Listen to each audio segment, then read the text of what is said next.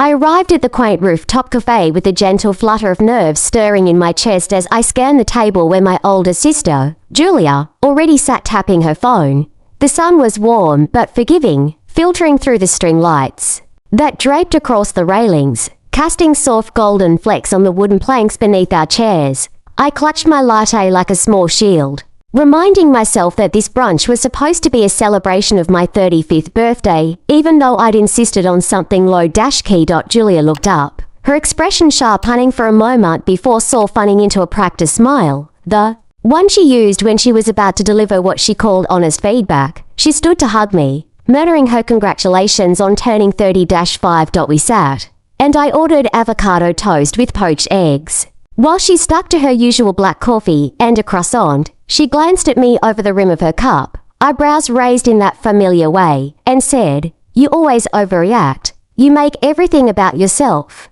The words dropped like stones in my stomach, and I forced a laugh that sounded brittle even to my own ears. Overreact. I repeated, the syllables tasting foreign on my tongue as I tried to measure her tone for sincerity. She shrugged, leaning back in her chair, folding her arms, and her eyes narrowed slightly like a cat deciding whether to pounce. "You were upset because they ran out of your favorite almond croissant last week. You called the manager and demanded a fresh batch immediately." I felt the familiar heat rise in my face, but this time I didn't attempt to explain or defend myself. Julia's eyes widened in surprise, that unguarded flicker revealing the uncertainty she rarely showed. I tapped play, and her voice filled the air. "Crisp and unapologetic, she said. "I can't believe you're making such a scene over an egg yolk." I pressed pause, letting the silence swell between us like an uninvited guest at brunch. She opened her mouth, then closed it again, the implicit question hanging there. Why had I recorded her?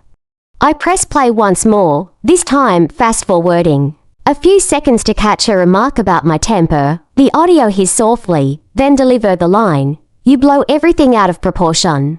You're always the drama queen." A hush fell over the cafe until a waiter cleared throats discreetly at the table behind us, their eyes darting between me and Julia with barely concealed curiosity.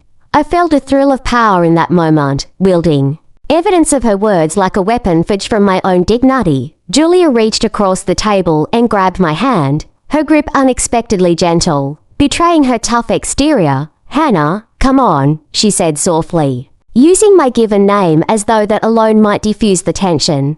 But I let her hand lie still in mine and met her gaze directly, refusing to look away. "You think I overreact," I whispered, leaning forward so only she could hear. "Then, listen to yourself." I played the recording again, this time the lines weaving together into a tapestry of her criticisms, sharp, dismissive, and unfiltered. I saw the brief flash of regret in her eyes, but it was gone before I could name it. "Why would you do this?" she asked, her voice trembling slightly, low enough that the strangers at other tables didn't overhear. "Because for so long I accepted your version of events," I said, closing the audio app and turning my phone face down on the table. I believed that my feelings were too big, too dramatic, too much. I believed that my need for support was a burden. The wind carried the distant hum of traffic from the streets below, and I realized how long I'd been carrying the weight of those words. Julia's shoulders slumped, and she let out a slow breath, as if she had been holding it in 4 weeks. I touched her hand, giving it a gentle squeeze, reminding myself that this confrontation was as much about healing as it was about honesty. "I'm sorry, Hannah," she said, voice cracking, in that way that made my throat tighten. "I didn't realize how much I was cutting you down until I heard myself. You deserve better than that." Tears gathered at the corners of my eyes, but I blinked them back, determined to stay present in this fragile reconciliation. A breeze carried the scent of fresh pastries toward us, mingling with the faint tang of brewing coffee. I nodded, letting the apology wash over me like a cool wave, reminding myself that vulnerability was not a weakness. Julia studied the tablecloth, tracing the pattern with her fingertip before speaking again. "I want to be the sister you need," she said quietly. "I don't want to be the one who tears you down." I exhaled slowly, feeling the knot inside me loosen just a fraction as I recognized her sincerity. "Then let's start fresh," I replied, offering her a soft smile that felt as tentative as a bud opening in spring. We sat there together for a moment longer, to sisters navigating the delicate territory between love and hurt and hopeful growth, learning to speak truth with kindness. And as I lifted my latte to my lips, I realized that today's brunch would be remembered not for its pastries or sunlight, but for the honesty that finally broke through the noise. I felt unexpected optimism spark brighter than ever. I woke up the next morning feeling lighter than I had in weeks, the memory of yesterday's confrontation still warm in my mind like the last embers of a fire. Sunlight filtered through the pale curtains of my bedroom, and I rolled onto my side, listening to the quiet hum of the city stirring outside. There was a nervous flutter in my chest, part excitement, part fear as I reached for my phone and saw Julia's text. "Thanks for yesterday. Coffee later." I typed back, "Yes, please," my fingers trembling as I hit send, grateful for the chance to keep the conversation alive. By mid-afternoon, I was seated at the small marble table of our usual coffee shop, the aroma of espresso curling around us like an old friend. Julia arrived moments later, sliding into the seat across from me with a tentative smile. She looked different, somehow less guarded, her shoulders relaxed instead of rigid. "I've been thinking," she said, stirring her latte slowly, "about what you said, that I tear you down. I hate that I did that." I nodded, remembering the sting of her words, and let her continue. "I want to change, but I also want to understand you better." I took a breath and let the words I'd rehearsed spill out. I told her about my new project at work, the documentary series I was pitching to showcase women in their mid-30s. Finding second acts, I spoke of my late nights editing footage, the exhaustion and exhilaration swirling together, and how I'd felt dismissed when she'd brushed off my complaints about the director's stubbornness. Julia listened, leaning forward, her eyes steady and empathetic. For the first time, I felt heard, genuinely heard, and the relief washed over me in gentle waves. Over the next hour, we traded stories. She confessed how she'd felt invisible. As an only child, always competing for our parents' attention by offering critiques. I revealed how I'd carried a quiet inferiority complex since childhood, internalizing every harsh word as proof that I wasn't enough. The cafe around us blurred into soft focus as we peeled back years of misunderstanding, our conversation weaving us closer together. Later that week, tragedy struck in the form of a broken-down rental van on my way to an emotional interview with a single mother who'd lost her home to foreclosure. My phone buzzed with the director's curt text demanding footage by Friday or else. Panic gripped me as I stared at the empty dirt road, the van's engine dead as a stone. I sank onto the cracked pavement, tears pricking my eyes, imagining how I'd explain this setback, how I'd failed again. My phone chimed with a new message. "Need anything? I can bring coffee and a tow company number." It was Julia. Without thinking, I dialed her. "I'm sorry to bother you," I said, voice hoarse. "My van died, and I have no idea what to do." There was a pause, then her voice, calm, reassuring. "Don't apologize, I'm on my way." 20 minutes later, I heard her tires crunch on the gravel. She stepped out, arms loaded with a thermos and a booklet of phone numbers. Her hair was pulled back in a loose ponytail, and her face wore no hint of judgment, only concern. She offered me the thermos, and I wrapped my hands around the warm metal, savoring the cinnamon sweetness of the latte she'd brought. Together, we made calls until we found a towing service willing to get us to the nearest mechanic. As we waited, Julia put a blanket around my shoulders and didn't let me apologize once. Instead, she told me about her own recent struggles at the law firm where she'd been passed over for a partnership. She admitted how angry and hurt she'd felt, and how she'd taken it out on those closest to her, me included. I squeezed her hand, realizing the depth of her own pain, and felt my own fears settle into a steady hum. The mechanic arrived, loaded the van onto his flatbed, and drove us to the shop. Julia stayed by my side the entire time, asking questions about the project, brainstorming ways to salvage footage with me. Her input was thoughtful, practical, and free of scorn.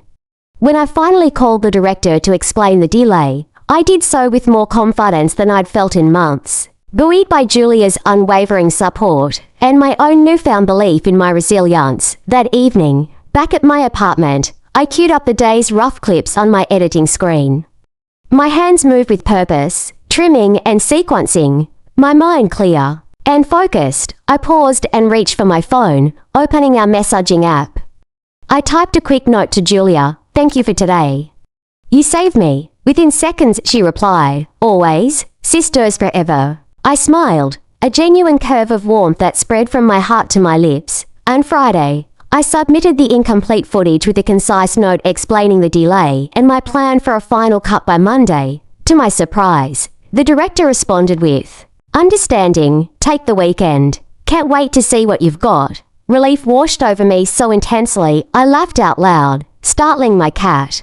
I realized in that moment that my world hadn't collapsed under the weight of yesterday's crisis. Instead, it had expanded to include Jacob, a mechanic friend I met that day who offered to help with audio syncing and, most importantly, Julia, whose loyalty had become my anchor. Saturday morning, we met again for brunch, this time with a purpose, brainstorming titles for my series over pancakes and orange juice. I watched Julia toss back her head as she laughed at a silly pun I'd made, and I felt a profound sense of gratitude. Our relationship was not perfect, but it was real, built on honesty and the courage to change. I knew challenges would come. Again, another production setback, another miscommunication, but now I had the tools to face them, and a sister who would stand beside me, not above me. As I savored the last sip of my coffee, I thought about how I used to believe I overreacted, that my emotions were too big to be valid. Now I understood that my reactions were signals, guiding me toward growth and connection. And with Julia by my side, I was ready to keep listening to her, to myself, and to the story waiting to be told. I watched the first episode of my documentary series premiere online with a mixture of exhilaration and terror coiling in my stomach. Julia called me that morning to remind me to breathe, to eat breakfast, and to believe in myself. I settled onto my couch in sweatpants, clutching a mug of chamomile tea, and pressed play. The opening sequence footage of the single mother I interviewed, her children playing in the narrow hallway of their apartment, faded into the title card I'd agonized over for weeks, finding second acts. My heart thundered as the credits rolled over my own voice, narrating the clinic where my protagonist found hope.